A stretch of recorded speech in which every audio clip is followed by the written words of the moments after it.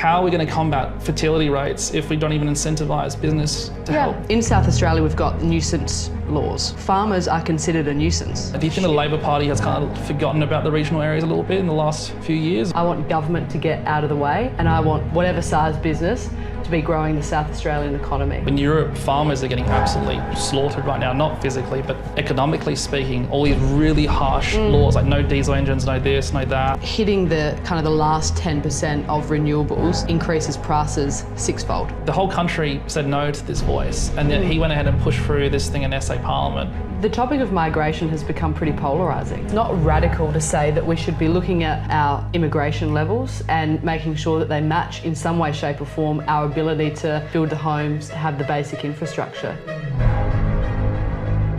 I'm joined by Ashton Hurn, the opposition leader here in South Australia for the Liberal Party. How are you going today? Great. Yeah, I'm looking forward to our chat because I've watched you online, which sounds very creepy. Don't worry, I've had a parasocial relationship with Adelaide for like 10 years now. Yeah, no, but I'm looking forward to it. It's been good. Spent the day in my electorate, which is kind of becomes few and far between, really, now that I'm the leader of the party. Yeah. So you're a country girl, right? Technically. Yep. Yeah. Barossa Valley. Barossa Valley, outskirts of the Barossa, so Anguston. Okay, cool. That's where my mum and dad still run the family farm, and yeah, that's where I call home. So what was that like growing up? You know, because I'll tell you a little bit of a story. I used to do the photos for, was it St. Mark's? And all the country people would go. Yeah, St. Mark's College. Yeah, and they would go stay there. And they're like, very different to the city people, because the city people were very cold. And all the country people, I'd go to these parties and take photos. And they were so friendly. What year did you do that? Oh, 2014, 13, 15. But they were the friendliest bunch. I went to St. Mark's as well. Oh, okay. So yeah, that didn't come up on chat, GPT. No, it didn't. But yeah, St. Mark's was, it's a pretty cool place. And it's very unique. You don't really get a place like that for... No, it's straight. Like, I feel like it's unique to... I mean, there's a few of them around Adelaide, but it feels like a very American style thing to do, where you go to college and whatnot. But yeah, it's changed a little bit over time, I think. Did you enjoy your time there, though? Do you think it was worth it? Yeah, I loved it. Yeah. I really enjoyed it. You meet so many different people. And I suppose I was fortunate because I met so many different people from different walks of life through sport, so through playing netball and whatnot. Yeah. But yeah, to meet people from all over the state, I just enjoyed it. I was doing some digging. I was like trying to figure out, like, is there some research? And I saw that you were a netball star. You say you're not a star, but I'll just call you a netball star for the state. All right. So that was juniors? Juniors, yeah. So I grew up playing netball at Anguston, but yeah, I was fortunate enough to represent the state and nation at the junior levels. So sport's been a pretty big part of my family in general, really. So I loved it. Because one thing that, from when I was young and I used to see the Liberal Party, I remember the Liberal Party was supposed to be, and hopefully still is, like a place that represents the rural areas. Because obviously we were at one point 2 million living in the city, or city areas, and then we have about 500,000 people living in the regions, in the regional areas. Do you feel like that's still an important thing? Like, do you think the Labor Party has kind of forgotten about the regional areas a little bit in the last few years, or? I don't even think it's the last few years. Like, I think that it's an afterthought for them, really. And one of my favourite sayings is that without our farmers, we'd be hungry, naked and sober. And it is so true. And I feel like people in the country are just salt of the earth people. And when I think about, I'm sure we'll go into a few of these things, but when I think about Menzies and the forgotten people that he spoke about when the Liberal Party was first formed, it's really the regional people who come to mind first for me, because they just work their asses off, frankly. They ask for very little in return from government. They just kind of want government to get out of their way, and they want a government that's just focused on getting those basic things right. I'm not sure if you're following what's happening in Europe, but the reason I bring this up is it's super important. I think this is probably going to be missed by a lot of people. In Europe, farmers are getting absolutely slaughtered right now, not physically, but economically speaking. All these really harsh laws, like no diesel engines, no this, no that. Is that in Denmark? Denmark, France. France is particularly bad because now the government there have made a deal with Argentina to bring all the food there and bypass the local farmers. And they're having massive protests where they're like, farmers are getting trucks and tractors and manure into like politicians' bedrooms. It's quite dramatic. Yeah. And it's very dramatic. But the French, they love to protest, right?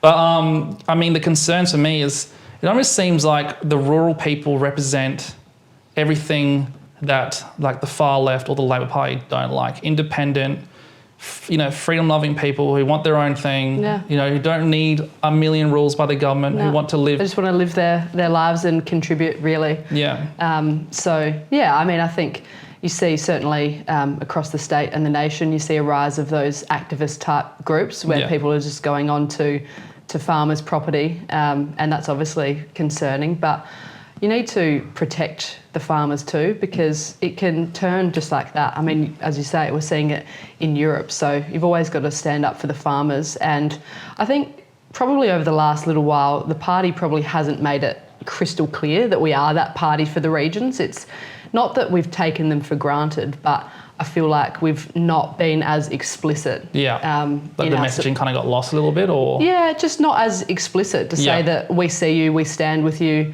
I think Nicholas Endefanti, I'm not sure if you know her well, but she's done an amazing job in standing up for farmers and rural communities. But there's always more to do for them. Do you think, if the Liberal Party can re-strengthen that message and kind of get those people really bold and, full of hope and care? Because I talked to a lot of farmers, and even when I was my time at State Parliament, I had to go to Port Lincoln and talk to farmers there. In particular, I was talking about the desal plant and the water levels. I was worried about not having enough fresh drinking water. They said, in 4 years we're running out of fresh drinking water.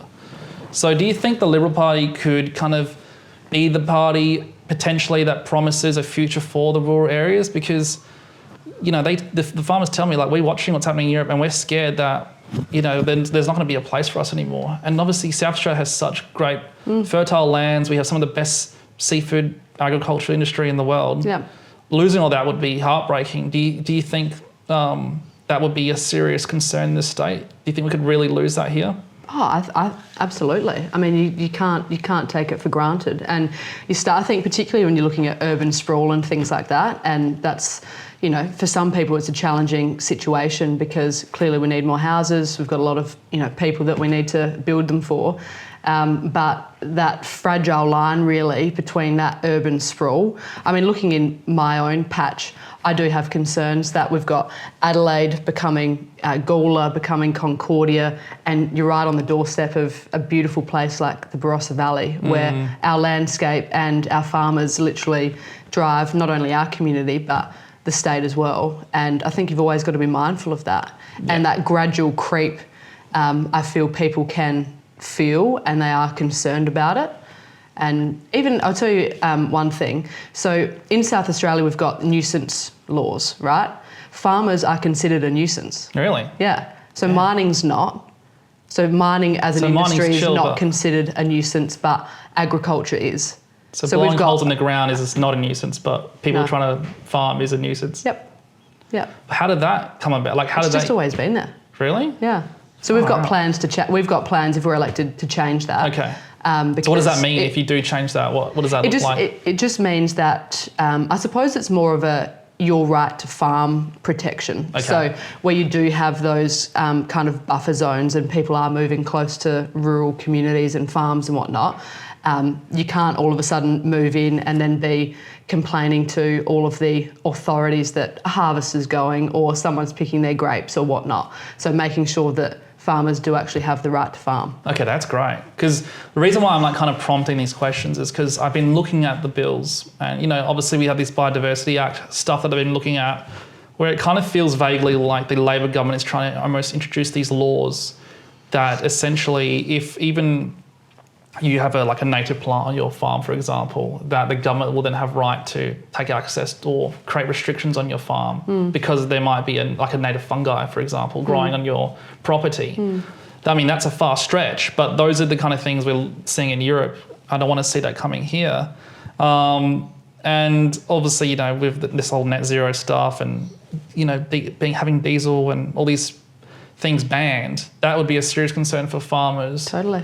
I think as well, just on the net zero stuff and just talking about climate in general. Yeah. I mean, farmers see the environment all day, every day. So they're fully aware of, what's happening with the climate, when it's hot, when it's cold. But we've made some, for me as well, and hopefully you've seen some of our clear statements on that we're more driven by affordability than ideology. Yeah. And look, I think having ambition is fine, but you've got to also be present in the here and now. We know that people can't pay their power bills. You've got little old nanas who aren't turning on their heating or their cooling. And really you've got to make sure that affordability is front and centre. So we've dropped the target for net zero by next year because it's legislated. Labor has legislated it to reach net 100% renewables in South Australia by next year. Wow. Because right now we only have that one gas-fired power station running, and that's supposed to be to 2028. 2028. So if that goes, then we're basically left with just renewables. Yeah. Which sounds all great in theory, but in terms of base load availability and also just, it's kind of concerning because, one, the jobs, productivity, because, for example, an economy to thrive, it needs high levels of productivity. And I saw a screenshot yesterday Elon Musk posted on Twitter. I know you guys might not like Elon Musk, but he posted this really fascinating screenshot of China's electricity productivity levels. It's like double the world than any other country right now. Yeah. And they're obviously growing at substantial rates. So there is a correlation between how much electricity you produce versus the productivity. Do you think South Australia would be beneficial for us to have availability of power at a nice, affordable rate? Oh, of course. Yeah, and we've got plans to keep Torrens Island open. Yeah, great. Until we can find something else that's fit for purpose, but with a very clear-eyed view that we need to have that baseload power, and for us, that's all about gas. Because there's been various reports, including one, I think it's the University of Victoria, and it shows that hitting the last 10% of renewables increases prices sixfold. Yeah. So, and people don't realise every time you put solar panels in, every time you have to, put a new switchboard in, it requires a cost there and also an infrastructure cost, and that gets put down to the people. And that's why renewables have got more and more expensive, because all these extra costs of infrastructure have caused a huge surge in pricing. That's why we're seeing SA, we've got the hydrogen plant. I'm not sure what happened to the hydrogen plant with the $500 million going like that. 500 mil down the gurgler. See you later. But what's crazy about that is that the government clearly took no signals from private investors either. I mean, you had a number of investors from around the world really who were withdrawing their investment and saying it's a no-go because it didn't stack up, and yet the government pushed on anyway. Yeah. And it was a total gamble on taxpayer money. Yeah. 500 mil when we've already got a state debt that's approaching $50 billion. Do you think, what do you think is going on in the Premier's mind when he's making decisions like that? Like, to make a $500 million decision like that, do you think he's only caring about optics in that moment? Is he actually thinking about the people at all? Or is he just thinking, how do I look good in this moment, kind of? I think a lot of it is ego. Yeah. I think a lot of it, he would be thinking, well, he made the commitment before the election that it was going to go ahead, and he would want to be seen as someone who could pull it off. Yeah. But you can't lead too much with your head in those types of situations, I don't think. Like $500 million, imagine what you could do with that in communities across the state, or providing some relief for small businesses and families. Yeah. And I think probably the Premier was looking for his hero moment. Yeah. Yeah. The only reason I mention that is because even the way the under-16 ban, the way he behaves, it's always like everything is his fault. And he's like, oh, I did this and I did that, and look how good I am. It's like even the SA Voice, for example, the whole country said no to this voice, and then he went ahead and pushed through this thing in SA Parliament, which not even, I've heard that the people who even have the chance to vote are not even voting. So it hasn't been successful, in my opinion, hasn't been successful. Do you see the Liberal Party, if you say you guys got in, right, would the voice be something that could be turned back? Because it seems like a waste of money. The people don't want to do it in the first place. And I saw from you guys actually a Liberal media release about a potential talks of treaties, like the Labor government are hinting at doing treaties, which then goes back to the rural thing. Okay, well, what does treaties mean for rural people? Are they going to lose their lands now because of these treaties? And do they have to pay extra to have this land? Yeah. So what's going on? What do you think that's about? Well, lots to unpack. But first of all, I think it was in my first press conference when I became the leader, I was asked about what we would do with a voice to Parliament, and I said very clearly that we'd repeal it. It's more so about saying, well, is it actually delivering results? And I think the answer is no. And there are other ways in which I think everyone would appreciate that the outcomes for Indigenous Australians, frankly, are well below where they should be on nearly every single metric, education and health particularly. But I don't believe that a voice to Parliament is the way to improve that because so far it's done not much. But the other thing is, in terms of the treaty, looking across the border in Victoria, $700 million is the cost. It's ridiculous. And it's something that the government seem to be forging ahead with here. Yeah. So they not only did they not listen to the people of South Australia when it came to the voice, but now they're forging on with treaty as well. Yeah, it kind of goes back to the optics thing. It's like the Premier really just wants to be that, look at me, I'm a world-class guy who's pushing through all these things that don't actually ultimately mean too much. Liberals would never consider something like that, would they? No. No? No. Because the only thing is, people get concerned. It's like you see places like Victoria and New South Wales, and they're a little bit more for that kind of thing. See, my opinion is the best way to help Indigenous people, and anyone actually, it's more of a culture thing. Like, you have to believe in yourself. Yeah.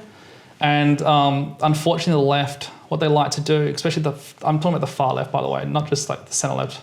I have a soft spot for centre left, but the hard left, what they like to do is they like to latch onto movements, and it can be anything from Palestine movement to the Iranian movement, whatever movement it is, and they like to create this thing like you're a victim, you're being oppressed, nothing you'll do will ever be okay, you'll never make it, like you're always going to suffer.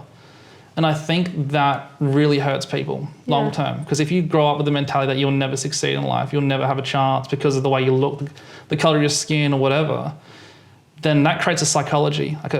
And you know, the recent gold medalist or silver medalist, I'm not sure if you watched the Olympics, but a little bit. She actually made a great point. Oh yeah, the Japanese lady, this one. Well, I think she was originally American, but now she's defected to China. Oh, the Chinese. Yeah, she's defected to China. She's a skier. Yeah, the skier. Yeah. She's fantastic. She's like super smart. She went to Stanford, all this cool stuff. And she made a point, which is like you can alter your way through neuroplasticity. There's all these studies that show if you believe in yourself, you can succeed.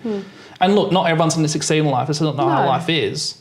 But having the extra step. Yeah. Do you think that could be some policy around empowering, you know, Indigenous people to get their full potential rather than this whole the left always saying you're a victim, you're a victim, you're a victim. Definitely. And I feel like that's part of the fundamental reason why I'm a Liberal. Yeah. Because I believe that if you work hard, you should be able to succeed. Yeah. And government should get out of your way as much as possible. Sure, you know, you do need to have safety nets for people, but you want to you want people to have aspirate. Is that working? Yeah. So if I move my head, it's because I will, like, when you start talking, I'll use it as an opportunity. I know. Should keep going. But you were saying about aspiration. But aspiration is really key. Yeah. It's, you know, you want people to have ambition and goals, and I think society works best when government is in your life as least as possible or as little as possible. And people can achieve. But you want to give people the tools to get ahead, and I think that's particularly true for Indigenous people. They can achieve anything that they put their mind to, but so can we all. To your point, regardless of your skin colour. But I think particularly for Indigenous communities, there are some practical things that government can do, particularly around health and making sure that they've got dialysis machines, and all of those things do impact their ability to forge a path for themselves in life too. Yeah, of course. Yeah, there's the practical and there's also the cultural thing. Because for me, like growing up, Liberals was, you know, business owners, people who had merit and they've succeeded in life or they've done something, and they're kind of like the father figure who come in and just tell you how it is. Sort it out. Yeah, sort it out for you. Kind of like, you know, how you grow up a little bit sometimes. Like my mum would always be the one. My mum was a hard corporate worker, sophisticated, you know, she did very well, but when I needed to have a good old cry as a kid, she'd be there for me. Where my dad would be like, no crying, just get back to it. At the time, I despised him for it, but now as I've got older, I realised how much that's helped me and build my character. Yeah.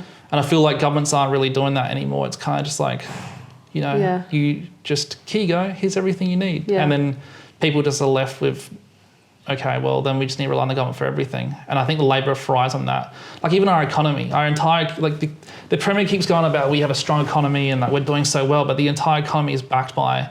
Well, it's all, you know, government jobs really. We've got a huge public sector as well. Yeah. Clearly a lot of those are frontline workers, but you can't be out there saying the economy is going fantastically. And the reality is that small businesses aren't going well. Yeah. We're seeing a record number of closures and, you know, people are looking for more and they want government to provide that tax relief to reduce that red tape. All of that matters. Yeah, it'd be nice to see, because as I said before, I say every podcast, Australia used to have the same productivity as most European countries in the 1960s, and now we have the same productivity level as Mongolia today. So Australia's productivity is horrendous, and we have all the right things, we have all the right resources. Well, I mean, I think we don't really all our money is basically gone to super now. We don't have any large infrastructure projects like super speed rail or building new cities. Like it's all based on just like pumping the government with more money, and then kind of keeping our heads buried in the sand and then just collecting tax and doing tolls. It'd be nice to see some policies that actually, like for example, in Poland, this is cool. In Poland, they have tax structures. So young women who do want to become mothers, and a lot of young women do want to become mothers young. They don't have to wait till they're 30. They want to become mothers young, but they also want to have a career. Why don't we create policies where businesses incentivize young women to have children and they also get to keep their jobs and they have job security and they can work throughout the whole thing? Yeah, it might reduce productivity, sure, and it might have some consequences, but I think we've come far enough now to allow women to feel, especially young women, to feel like they can have families without being punished for that. And obviously Australia's fertility rates are basically at extinction levels now. And a lot of that comes down to women and men having to wait. Men as well. It's not just women who lose their fertility rates. Men as well, as they age, their fertility rates drop. Most men don't know this, and I have to remind you. Men also lose fertility as they get older. So how are we going to combat fertility rates if we don't even incentivise business to help families? And I think there is something in that. Ultimately as well, I mean, you want to give people that element of choice. And again, for me, this is why I think it does all come back to affordability and getting back to the bread and butter basics, because if you can have an affordable state, that means, families, mothers, fathers, you can start making some choices with what you do for care for your child and whatnot. You're not just having a child and then feeling so... feeling the need, if you like, or the pressure to put them straight into childcare, because a lot of people feel like that because they've got to get back out in the workforce because you need to. Why? Because you've got to pay the bills. So looking at those things, I think, has merit, and Scandinavia does it really well as well. There's models to look at for sure. Well, even in Australia, like if you even are, like, if you want to have a child, the banks will take a look. If you have a child, we might not be able to give you as much money, or, there's all these little things that deter family. And obviously Labor, this is a huge issue, and I want to talk to you about this. Obviously we have a massive rise of One Nation at the moment throughout Australia. And not just Australia, One Nation is more of an archetype of a populist movement around migration in particular. With the UK and their migration issues, we've seen the rise of Reform, which has been huge in the UK. The Scottish people are about to have their first elections coming up. It'll be the first time in their history it looks like Reform will be opposition without even having an MP before that. Scotland's renowned to be a very, very left government, but to see a Reform opposition there is insane. So I think there is a concern worldwide, and now it's here in Australia, and Pauline Hanson's kind of having her time after 30 years. So I think obviously migration is a big issue because the Labor government are using migration to cover up the lack of fertility in this country. It's a fertility issue. And you saw the Premier's comments lately calling immigrants arse wipers, which is also like, he's kind of like mocking us, saying, look, don't you want, these immigrants coming to do all the dirty jobs? It's like, is that what it is to you then? Is that what all immigration is? Yeah, and I feel, the topic of migration has become pretty polarising. Oh, yeah. And I don't think it's not radical to say that we should be looking at our immigration levels and making sure that they match in some way, shape or form our ability to build the homes, have the basic infrastructure. But some people do see that as radical. Yeah. I think that's about making sure that we can just build sustainable communities into the future. I mean, the reality is that given the low fertility rate, we do need to bring in skilled migrants. And I see that particularly in regional communities. I mean, without having some of the migrants, the grapes wouldn't be picked, the fruit wouldn't be picked, the shearers that we get often. And so I think we still need some of that skilled migration, but I feel like there's not necessarily a common sense discussion about immigration anymore. You're either, over here or you're over here. Yeah, so I think that is the conversation that we do need to be having in Australia and in South Australia. Yeah, because obviously, you have the two spectrums to it. It's like, one, we do need skilled migration, otherwise the economy will just collapse essentially.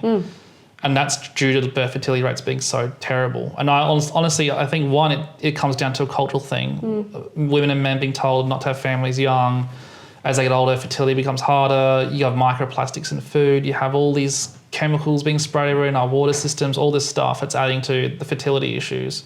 But then you also have a cultural thing where, because immigration's come so quickly, it's the fastest immigration in our history in Australia. We've never had this level of migration in our lives. We're seeing a huge culture change, which can, for a lot of people, shock the country because, like, for example, my father's an immigrant. The Greeks and Italians were immigrants. We came here, and then there was a period where we kind of had to assimilate into the country and, like, fit in and get a job, learn how to speak English, and it was very rough. Like, it wasn't easy for a lot of people, but, we kept our heads down, we did that.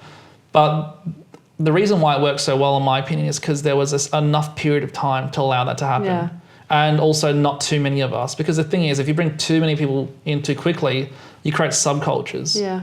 So, for example, I could imagine if you've got 10 million Greeks here, knowing Greeks, we like to have a cigarettes, work breaks, our food, we'd create our own little cities. You see that in Lonsdale, Victoria, that used to have, Oakley. Have you been to Oakley in Melbourne? No. It's like a little Greek town. So these little enclaves start to form, and then these people, my people, would just never even want to learn English. Yeah. Like, it took my dad like 30 years to learn how to speak. Really? So these things do happen.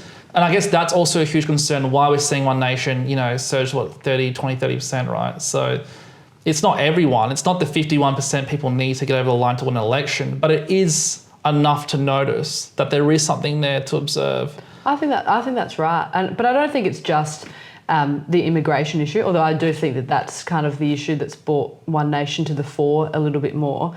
But it's just a general vibe. I feel people are angry, and people do feel let down by mainstream politics. Yeah. And I say that as someone who is a member of a major party. Yeah. So I can see that, and it's just that. There are too many politicians who aren't actually focused on getting things done for their communities or their state anymore, and whether they've taken the pedal off the accelerator on certain issues. But we've got a lot of work to do to rebuild the trust with particularly those who are flirting with the idea of voting One Nation, because I believe fundamentally that the Liberal Party is a party of government. We're a values-based party that has bold plans for the future, or at least, plans to help turn this state around and put some of those basics front and centre again. And so I just really encourage people to have a second look at the Liberals. I can see and feel the frustration that some voters would have, but the Liberal Party is still the party that it was founded on. Here's a question for you. Yeah, okay. We're gonna. This is great. We're going to flip the script a little bit. When Menzies founded the party, it was basically an amalgamation of everyone who wasn't the Labor Party. Yeah. But now we are seeing this fracturing on particularly the Conservative side. Why do you think that is? Because the Liberal Party, I know it's a saying that you probably hear all the time, but we are a broad church. That's how we started. Yeah. What do you think is that reason? I think this is my full reveal, but I think it's two reasons. I think on a state level in South Australia, the biggest undoing for Liberals, for example, was land tax. Because every single person I talked to in the elite circles, land tax. Why are Liberals land tax? And it's been years, and I've got Facebook groups. These people are still talking about land tax. It's like every week, and it's been years. So I think the first thing that I would recommend, if I had my way, like just acknowledge the mistake, apologise and refix it, and make a promise to refix it. Then instantly you have the bourgeois class back on board. Once you have the bourgeois class back on board, it will shift the entire culture, because these guys have a lot of power. They give a lot of jobs out. They employ a lot of people. That would spread and through the network, and it have a ripple effect throughout all of South Australia. And I've said that even at major forums, whether that be the Property Council. I was a speaker there recently, and the TISA did their Big Future series. And I've said, so we've got a tax reform commission and a review that we want to do with Nick Minchin, who was the former finance minister with John Howard. And it's just to get under the hood of the tax fees, charges, the Frankenstein model of taxes and red tape that we've got here in South Australia, with a view to loosen the burden on businesses, but B, to look at how we can lower taxes. And I've said fairly and squarely that that land tax would be a part of that. Yeah, that's and that good. kind of got a bit of a recoil from a few people, but I think we need to, because they're all interlinked, and we are a party for business, we are a party for small business, and it's just about getting back to basics on that as well. And we didn't get everything in right the last time we were in government, but we've also been in government for 4 out of the last 24 years. Well, exactly. But I think that's the PR thing. Because the thing is, like, everyone, you're right. Everyone makes mistakes, right? But to have the courage to own a mistake and then acknowledge it and then fix it, that's a huge win. That would really, I think that would change the whole dynamic of Liberals in this state, to be honest. Because, this bourgeois class, they do hold a whole lot of power. Yeah, of course, they want to make more money. So that, and the left will hate to hear that. But it's not just about the money for them they want to make. It's also they're employing people, growing our economy. They talk. They're big voices. They have, and the thing is, you hear it enough. You hear the same thing enough and enough, it actually starts to infiltrate you. And if you're a young person who wants to make it in this world and be an investor or a property earner or own a small business, and then you hear the people, the elders talking, the land tax, it gets to you, and it makes you think about your own future choices and what you're going to vote in the future. So that would be on a state level. On a federal level, I don't think this is actually a Liberal thing. I think this is a worldwide thing. I think it comes down to also acknowledgement. I think the way 2020 was handled, and David Spears kind of talked on this a bit because being in cabinet at the time, he mentioned, some of the things that they got wrong. I think acknowledging that, even if, I don't think you have to be like, it's the end of the world. Just an acknowledgement of how that basically altered everything forever. Yeah. I mean, that's what led to the downfall of Liberals, was the Premier was like, I'm going to fix ramping. I'm going to fix ramping. Okay, well, ramping's like 4 times worse now than it's ever been. Yeah. But where'd that go? And I think the pandemic has a direct association with the ramping crisis. I think the ramping crisis, one, is caused by so many health professionals who had to leave either through the mandates or they just had enough. They didn't want to deal with the stress. And then we lost a good bunch of people. And then the Labor government will try to fill it up with skilled immigration. It's fine, but a lot of them can't even speak English. So they can't really carry leadership in an English-speaking country. I speak to a lot of health professionals. They're struggling because they can't communicate well enough. So they're trying to do the work. It's not anyone's fault. Sometimes it's as simple as a language barrier issue. So then the ramping just doesn't get better. The health system doesn't get any better. The hospitals are too slow. The Labor government are trying to shut down and keep hush-hush about hospitals in McLarenville, hospitals over there, or hospitals in the Barossa. There's always an excuse to not. And I feel like that's the thing. It's just to your point earlier, that you've got to own your commitments. You've got to own if you've made mistakes, and that's what leadership really is as well. You've got to own your bad decisions, and yes, you get to celebrate when you get something right. But I think particularly with ramping, and this is why I'm encouraging people to look at every single promise that the Premier and Labor are making this election campaign with a massive bag of salt, because the last election, the crisis was ramping, and the government hasn't fixed it. In fact, they've made it worse. Yeah. But that's because they focused on that as a PR focus, first and foremost, and now they barely talk about it. And the reality is that the health system is under extraordinary pressure. And it's a whole host of things. People can't get in to see their local GP. It's too expensive. Their ailments get worse. They end up sitting in our emergency departments where they're waiting too long. And then, yes, people can't get out the back end either. That's where we've got some policies around transitional care.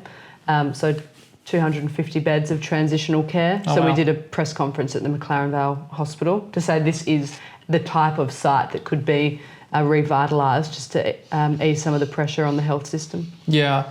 Yeah. I think that is fantastic here, because honestly, I think Labor's biggest weakness, their kryptonite is, and kind of we talked about this before we even started the podcast, not about the Labor Party, but just in general, they will never say they made a mistake. They'll never own up to any mistake. And there's only so much time you can do that until it becomes your downfall. Yeah. So I think for any party out there who wants, obviously you Libs want to be in this conversation, if you can be the party to acknowledge a mistake and then fix it, you'll win the hearts of the people again, because that's how you restore integrity. There's nothing wrong with making mistakes. And that's kind of, I feel like that would be my greatest ever kind of cornerstone advice to anyone right now, is acknowledge a mistake, move forward. I don't even think the consequences would be that dire. I don't think people are like, oh, we're going to like burn the whole house down. I think people are just like, oh, that's fantastic. Australians are pretty chilled, you know? Well, I feel like you've got to have that sense of honesty. You've got to be honest and transparent with people. And, you know, it's kind of the approach that I've taken to being the leader of the Liberal Party, in having about 100 days between when I was elected to be the leader and the election. I'm fully aware of, you know, the mountain that we've got to climb, but you've got to be yourself, and you also need to be honest with, to your point, your mistakes, because people can smell a phony a mile off. Oh yeah. And particularly in Australia, and particularly in regional communities too. Yeah, that's actually one thing. The country people are really good at smelling lies, and they'll laugh at you, but they'll know. They'll hold it forever. They know. Yeah. So yeah, that's.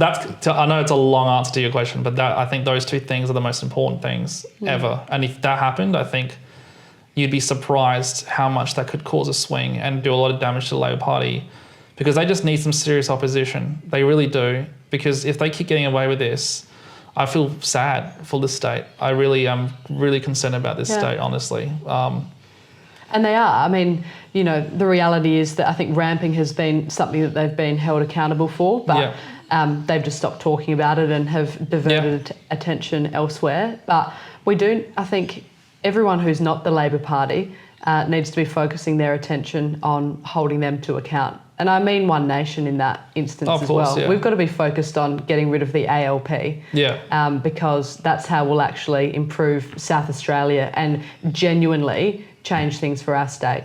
It's not about, you know, kind of the right side of politics just fighting one another. We're actually fundamentally against the ALP. And also, just to add to not only mistakes, even though it's technically, I don't know, I mean, this is still up to debate, but the algae. What happened to the algae, hey? We just had one of the biggest marine disasters in Australian history, and it's just like gone quiet, like nothing ever happened. Like not like tens of thousands of marine animals died, or people getting sick going to the beach for a surf, or their pets like potentially getting hurt and dying from, you know, their throats literally bleeding out.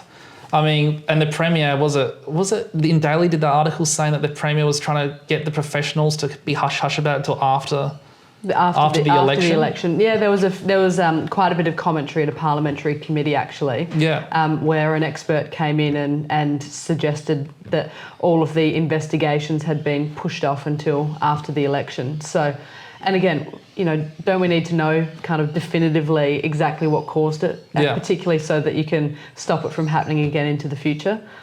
And of course now one of the select committees has done a review or an investigation.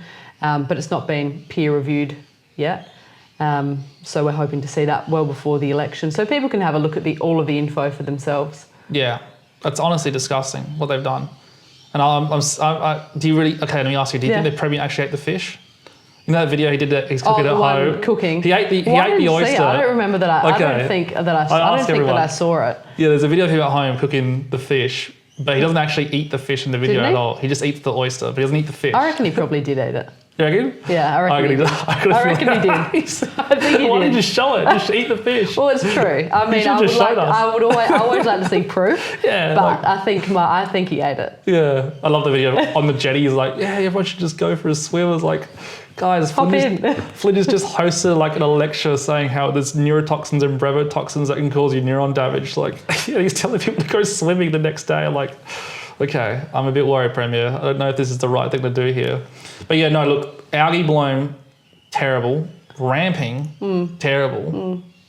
I mean, what else is going on with the Labor Party? Oh yeah, okay, let's talk about, you might know more about this than anyone else, but how much money is Labor spending on advertising and media and all this stuff? How do they seem to About have 200 million. 200 million? $200 million of taxpayer funds. $100 million. We've got a commitment to halving that. Yeah, okay.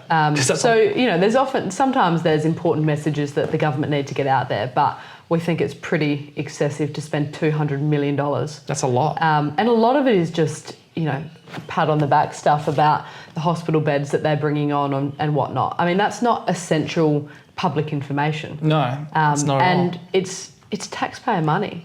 Here's the thing that you'll be interested in. So every year, of course, governments set their budgets. Over the last 4 years, the government has blown their budget by $4.8 billion. So the budget that they've created for themselves, they've blown by $4.8 billion. Damn. Imagine what would happen if you were running your own business. So what is the mindset there? Like, okay, I say I'm a business and I'm spending that much money and blowing my budget like that. Well, there'd be some serious accountability. Yeah, wouldn't there, like, someone come knocking at the door at some point and put you in jail for doing something crazy like that? Well, and this just gets, rushed on through. Well, I can see why they're spending $200 million on advertising now, because they're literally going to be in a lot of trouble. So yeah, that's another thing. I heard like $48 or $50 billion of debt we're looking at. Heading towards 50 billion. So, and that means $7 million a day alone on interest. So who's going to pay for that? Well, your future children, grandchildren, great-grandchildren, great-great-great-great-great-grandchildren. Yeah. Damn. So that is a concern. And again, I feel like the Liberals have always been the best economic managers. It's the bread and butter for us, and that's again why we're putting forward policies that show how we can grow the economic pie. That's going to have a difference, make a difference in the long term too. Yeah. So if you could, I asked everyone this question, but if you were in front of the entire population of South Australia right now, say you're we made a massive stadium and you could sit in the middle and have a microphone that could talk to everyone, what would your messaging be around the Liberal Party's future? Because obviously there's a lot of doom and gloom at the moment at the Liberal Party, and it's not. I'm not saying it's your fault. Essentially, it's just the nature of the beast from the last. From so much leadership change, and then the pandemic, and then. Yeah, I think stability is really key. Yeah, I do think stability is key in politics, but I'm also a firm believer that you can't look back too much. You have to play the cards that you've got and forge forward. And I think part of the reason, as I said earlier, why we're seeing this massive change in the way people are approaching politics is because they haven't had a government that's been focused on getting the basics right for them.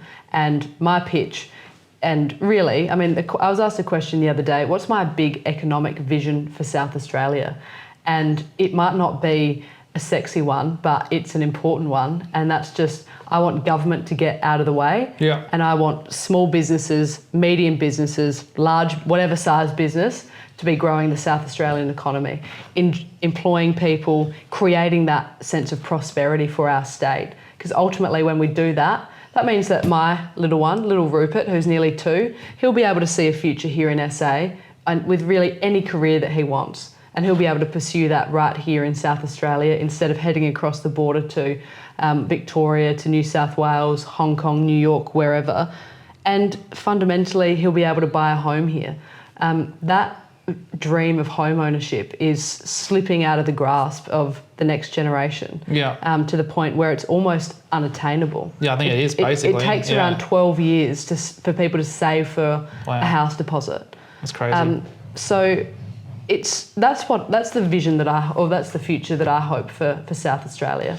It's not a sexy one, but it's one that provides the stability that's required for people to achieve their dreams here in a place that they love. Are there rules right now in place that you think could just be gone that would help small businesses thrive or medium-sized? Payroll tax? Yeah. So here's another crazy one for you. So how mad is this? So at a time where we're about to embark on some of the biggest projects that the state would ever be tasked to deliver, North-South, the North-South corridor, women's and kids, AUKUS, and we've got massive skills issues that we need to address.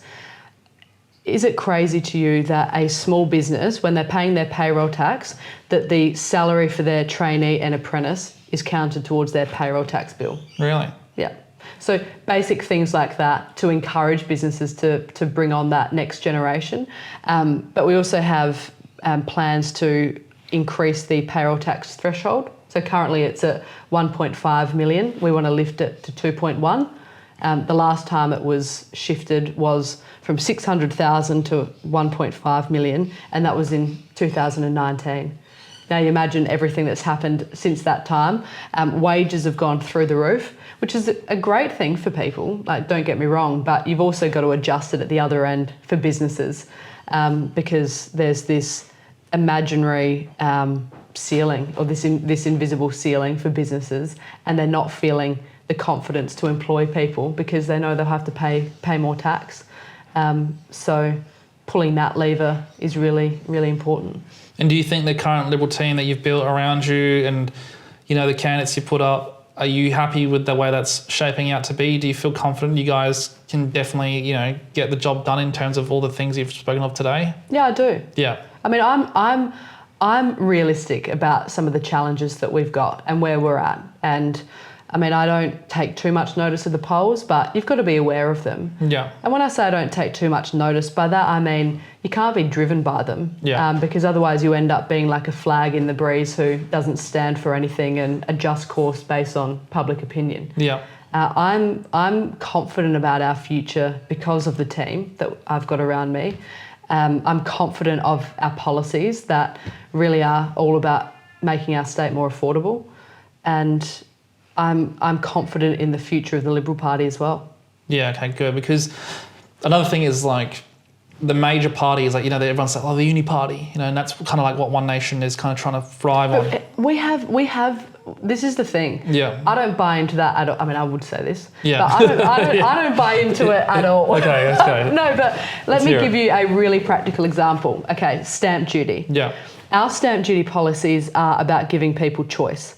We want people to decide where they live. That is a fundamental choice that a family and an individual should have. And that's why in our policies, you can get stamp duty relief for new builds and existing homes, because you should be able to choose your suburb where you live. Yeah. That's not what the Labor Party believe. Yeah. The Labor Party have their stamp duty relief package only on new builds and the communities and the land area where they want you to build. Okay.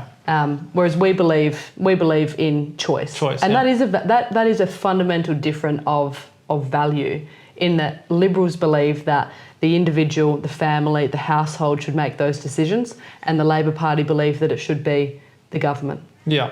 Or the policies that they have, they're kind of forcing people to live in certain areas with their incentives. Okay, because that's good to hear. I think the fear mostly around that uni party, this is the metric now, and it's like the whole thing is Australia first. It's kind of the message everyone. There's, you know, the New Australian Lobby Group, which is being headed by Sam.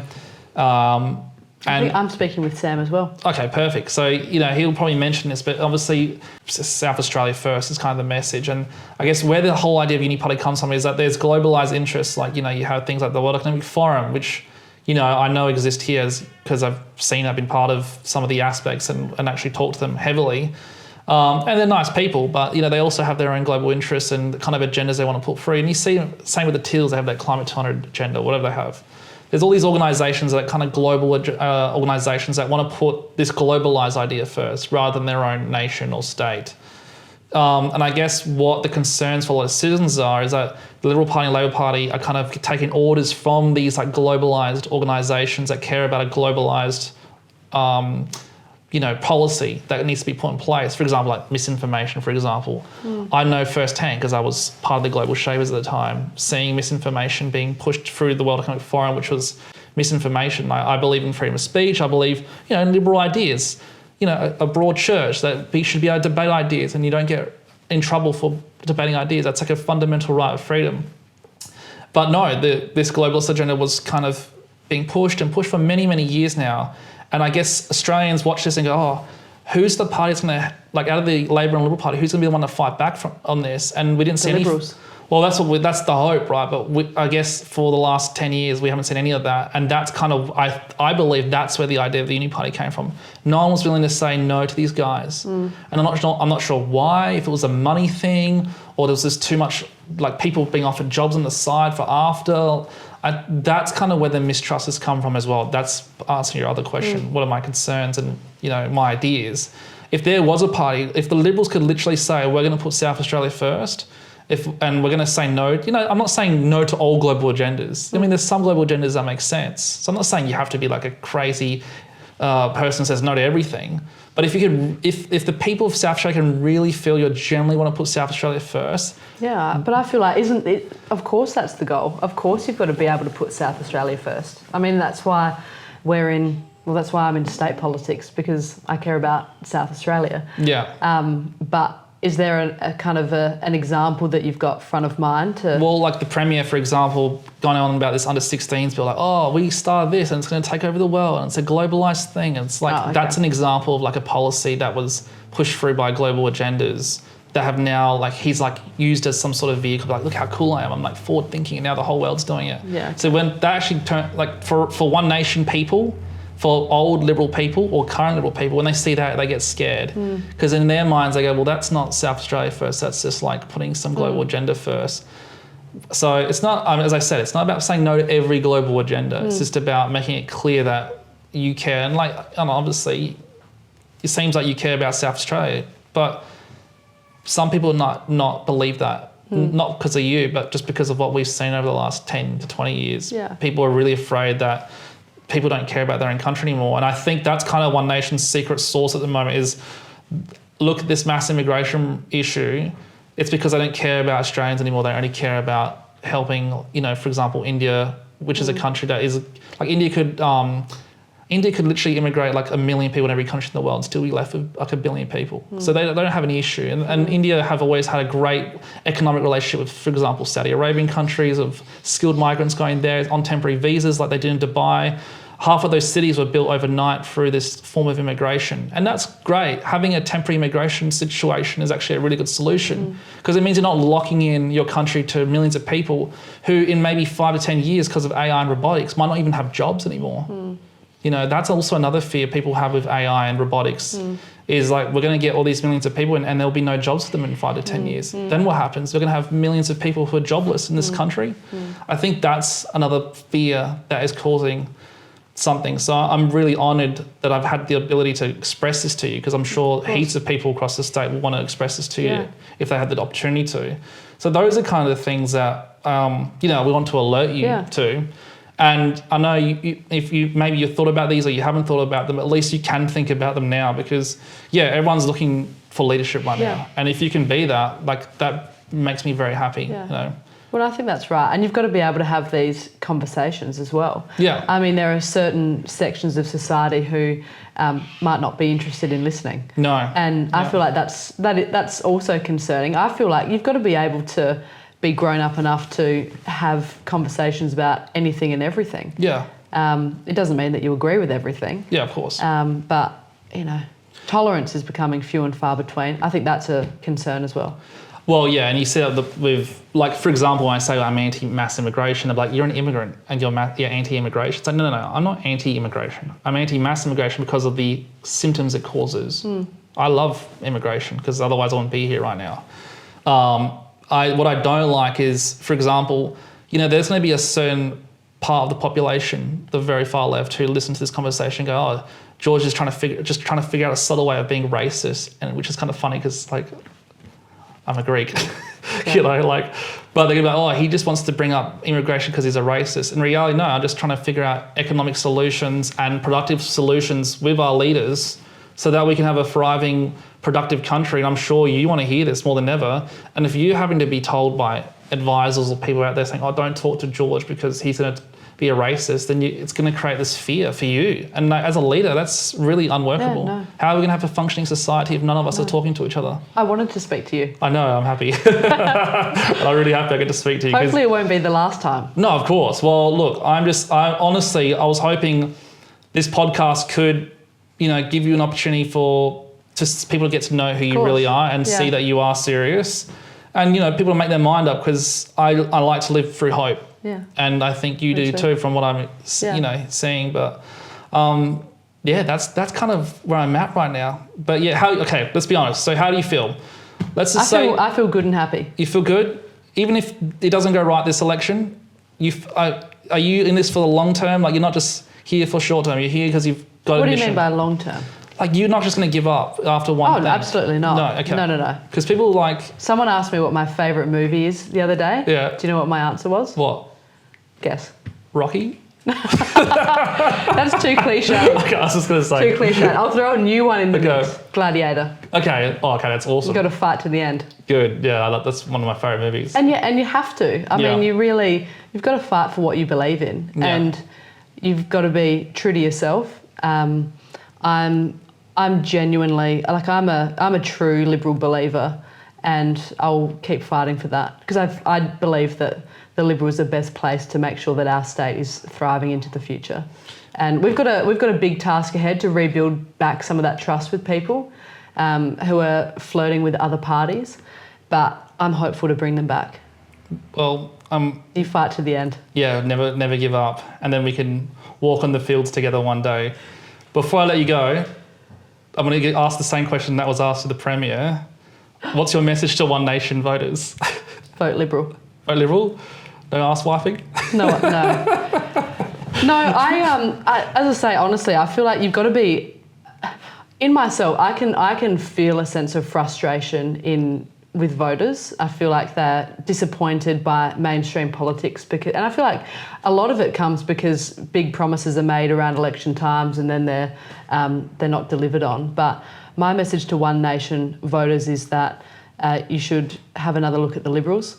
We are a party of government. And I say that not in an arrogant way. I say that in a way that we are a party who is focused on defeating the ALP, and a vote for One Nation will further entrench the Labor Party in South Australia. Yeah, and in a real sense, like, I know another final question, but One Nation does get a lot through. Say the upper house, they get a lot of seats in.